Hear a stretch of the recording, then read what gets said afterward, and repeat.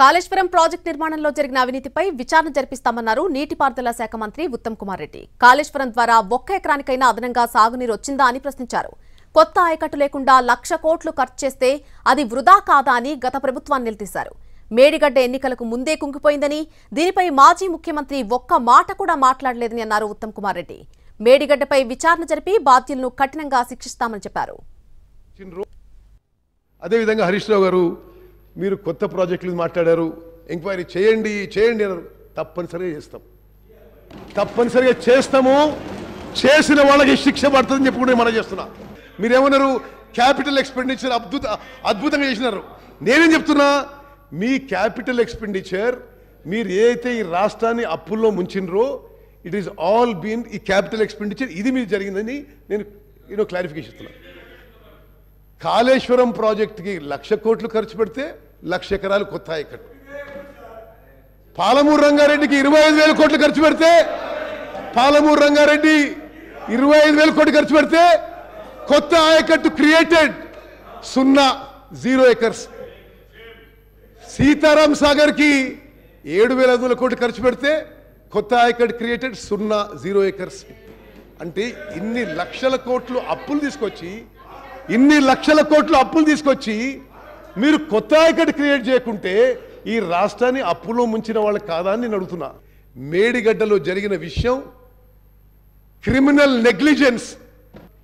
Medigadda barrage purely design, purely built.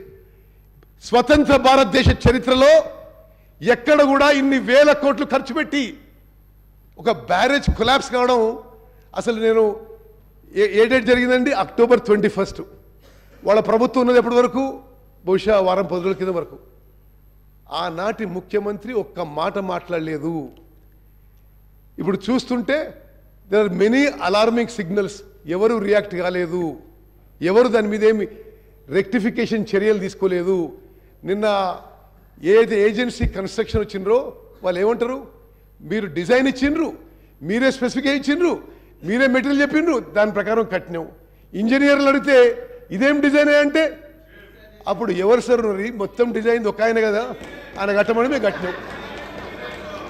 It is అంటే I'm saying with great responsibility, nothing is great response చెప్తున్నది. ఈశ్వరరావు గారు, మరి మీరు అందరూ ఇంత పెద్ద మాటలు మాట్లాడినరు, మేము అద్భుతంగా ప్రాజెక్ట్ కట్టినాం.